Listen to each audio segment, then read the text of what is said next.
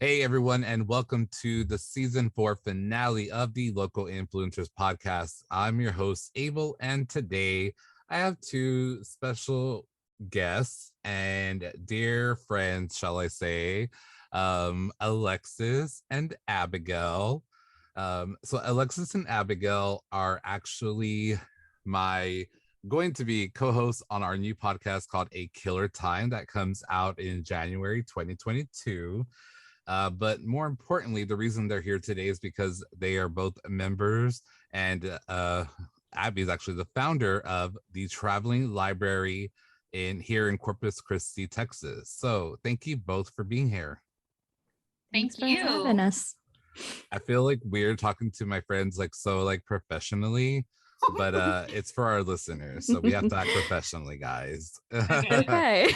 So Abby or Abigail is the executive director and founder of the nonprofit Traveling Library, and Alexis is our vice president and grant writer currently.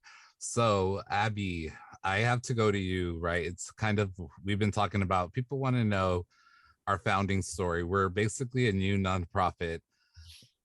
What made you want to start this nonprofit, and why is it important to you? So I always had an idea of a nonprofit in the back of my head. I never knew what I wanted to do. I just knew that I wanted to help people. I went from a homeless, like self-sustaining community to where they had their own grocery store, everything. Started researching. It was too much money for me to handle at the time. And then I started working at a local school during the peak of the pandemic. And that is where I realized that not everybody had the same access to books and literature that I did growing up. Books were never a struggle to me. My mother was a teacher, or still is, actually. She was a teacher who would go to her classroom and grab a book. And so I was just always surrounded by books, and I always thought everybody had a book. And then once again, it's when I started working that I realized, the literacy rate here is low. The pandemic didn't help. And so that's when I decided, I should take my love of reading and my want of always having a nonprofit and merge them together. And that's when I came up with the traveling library. Awesome. So, Alexis, what attracted you to the Traveling Library? What made you want to join and be a board member and just be involved in general?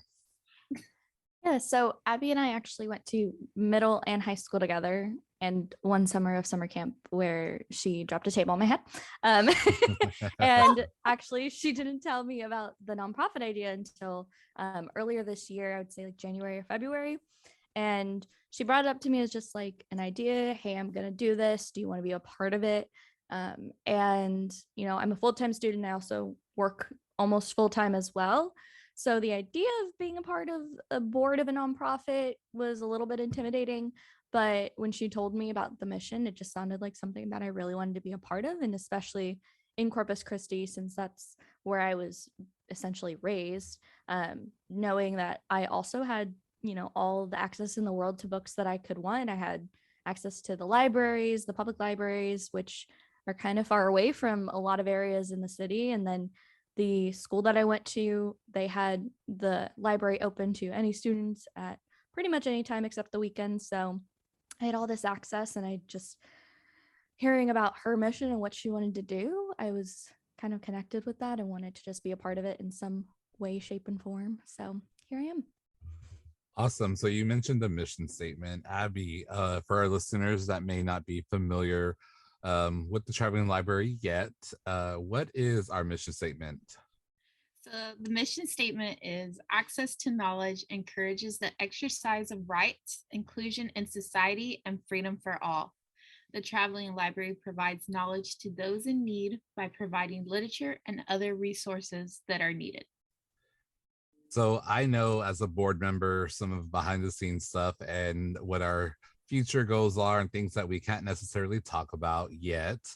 But what are some short-term goals that you can kind of share with our listeners that are we hope to accomplish, and how can people help us accomplish those goals? So short-term goals are to get a trailer, and we actually have a trailer, and we're hoping to raise money to fix up the trailer so that we can partner with schools and businesses and park in front of their lots and just have the kids come and check out a book and then return that book and grab a new book. So short-term goals is help us raise money for our trailer and then donate books so that we can continue that library idea. Yeah, for sure. So I loved the idea when Abby told me about it. She knew that I had obviously a lot going on, but I thrive off of chaos, and that's my therapist. You shouldn't be listening to this. So I thrive off of chaos, and I think the three of us do, and that's why we clicked so well. And I think when Abby approached me as about the idea, I was definitely wanted to be involved. I didn't know how I wanted to be involved, but I know I wanted to be involved. And so I'm currently the on the board as well, and it's exciting because I also had access to books very easily. And I think that the three of us, we don't realize, as when we're younger, we don't realize how important they are. In school they're like, you have to read this book and you have to read it, and you're like, ugh, annoyed. And then you realize as you get older, I'm just a couple years older than Abby and Alexis, by the way, y'all. Just a couple. Just a couple. Just a couple. Who counted? So as you get a little bit older, you realize that not everyone has the ability to even get a library card, right? Mhm. And so I thought it was important that the traveling library, like you said, our goal is we have our trailer to fix it up, and so we can travel and be a mobile, basically, library for low income areas. And not only are we, I think, helping, we want to help more than just the children. So Yeah. can you kind of speak about that, Abby? Like how can we, or how do we plan to help the adults listening to the podcast, maybe, that, or people that they may know? So Corpus Christi is a really Hispanic populated city. We have a lot of Spanish speakers in Corpus Christi. That's the only language they know, or they may not have very good English skills. English is a hard language. So we hope by helping the kids that we're also helping the parents. If they see their kid gaining confidence in their reading abilities and their speaking abilities, that these parents can feed off that kid's confidence, and then in turn they'll work on themselves too. So when we say providing literature and other resources that are needed, that is more geared towards the adults, the parents, the guardians. If a guardian comes to us and says they need this, this, and this, or they're struggling to find this thing, we would try to help them as much as we can, because that's what a public library would do. I think that people don't realize how much a library actually does. It's more than just getting books. It's helping citizens find information for taxes, for if you need help with schooling, maybe they'll help you find schools and universities that could help you with the program that you want to do. And so that's kind of our idea, but we just want to make it mobile because not everybody can make it to a public library. Yeah, and just I want to share a couple of statistics that we have on our website, the Traveling Library, cctexas.com, and a couple of stats that I know that we all agree that we were kind of shocked, but not really by. I think are important for our listeners. So one of the first ones is Texas has the fourth lowest number of libraries, basically at 3.2 per 100,000 residents. The second, about 80% of children in economically disadvantaged communities will lose reading skills over summer breaks due to the lack of access to resources. That kind of goes back to us talking about how in school we all had libraries, and we were fortunate that libraries that had an influx of books and had a good amount of them. And a lot of the time school is the only place that kids can read, you know. And then one of the last stats I'd like to share again that's on our website is only 24% of Texas fourth graders perform at a proficient reading level. Like that, 24% of Texas fourth graders Yes. read. That is, I mean, that is crazy to me that it's that low. It's like, I don't know. And I have friends that are teachers, principal, administrators, coaches, and they tell me that it is one of the toughest jobs because in Texas, they don't get to necessarily teach the things they feel that are important. They have to teach what the state says this is what you have to teach in order to get funding from us. And so I think that, you know, nonprofits like the Traveling Library are important to have. Libraries, again, are important. And I think that, yeah, I think that's why I wanted to have you all on. And so, Abby, what are some ways besides, like we said, obviously our biggest one right now, monetary donations, right? Maybe Abby or Alexis, either of you, if you want to answer, both of you can kind of chime in different ways that people can kind of maybe help us and volunteer. What are some different volunteer things that we have for our listeners that may be interested in helping us out? So we always need volunteers. Some of the volunteers that we need the most are our event staff. This would be like when we actually set up with the businesses. This would include helping us distribute the books to the students.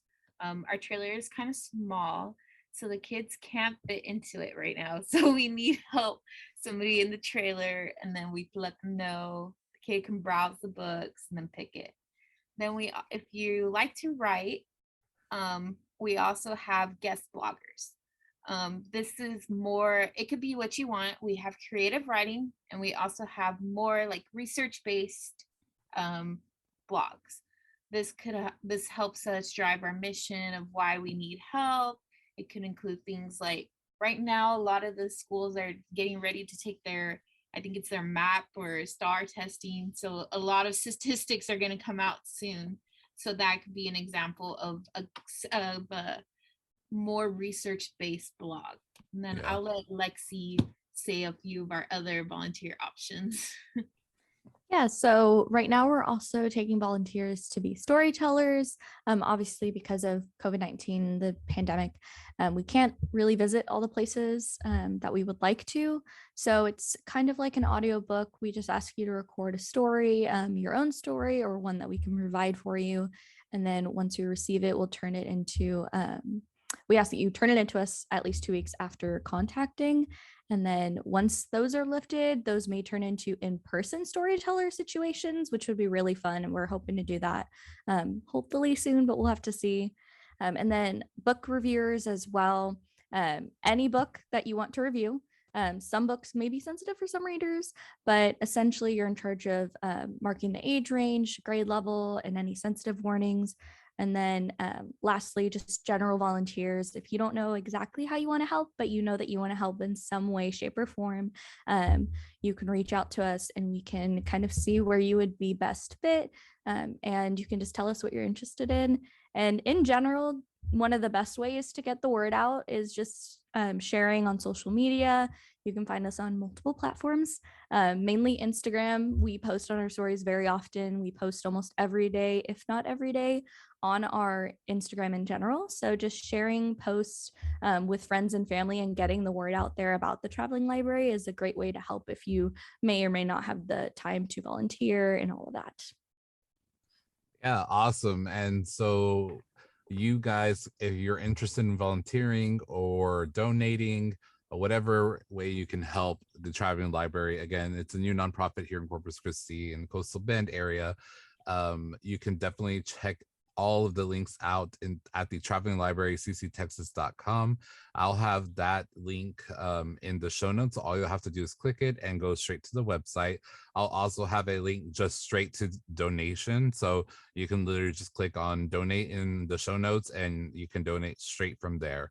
I'll make it as easy as possible for you all to help us help others. Abby, as we wrap up here, where besides the website, because I've plugged it for our listeners quite a few times, and Alexis did mention briefly the Instagram, where can everyone follow the Traveling Library and So our they handles? So on Instagram, it's the Traveling Library CCTX. On Facebook, it's the Traveling Library CCTX. And then we're also on Pinterest. We're gonna start sharing some resources that will help during those long breaks at home. We're gonna separate them by grade levels. So all you do is just go to your child's grade level, find a worksheet that looks fun, print it out, and that's it. And we're on Pinterest at the Traveling Library CCTX as well. Awesome. Well, Alexis, Abby, thank you so much for being here. Thank you for spreading the word about the Traveling Library. And also for our listeners, make sure you check out the website. Whatever way you can help, we really, really would appreciate it. If you can't donate, if you can just spread the word, we appreciate that as well. And last, like definitely not last, but check out our new podcast in January called A Killer Time.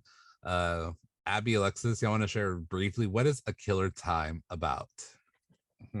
So, A Killer Time podcast.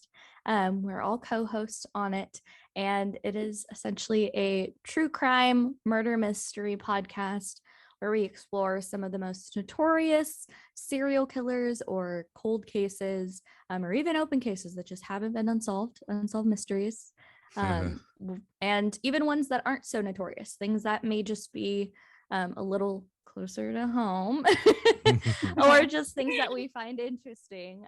So season 1 premieres January of 2022, and we're super excited about it. Yeah. And Abby, what are just some of the people that we'll be talking about? Don't give away all of our episodes, but what are just a couple? So we will be talking about the famous, or should I say infamous, There Ted you go. Bundy. Ted Bundy. I totally blanked. John Benet Ramsey. Benet Ramsey, Jeffrey Dahmer, Pogo the Clown, and those are just some of the people we would be talking about. We have an interesting lineup. Definitely. We definitely have a good, I think when we were planning season 1 of A Killer Time, we wanted to definitely mix it up with some very, very popular and more known cases, and then we wanted to change it up with some people that you may not have heard of. They're all very interesting, and the whole reason for having Abby and Alexis here was for the Traveling Library. However, A Killer Time podcast does come out in January 2022, and I think everyone will enjoy that as well. So thank you again, both of you, for being my friends and being here on the podcast for season 4 finale. It's very special to me. And season 5 of the Local Influencers premieres in January as well. So until next time, guys, wherever you are listening, wherever you are, please make sure you head out into your community and do something good. Have a great day.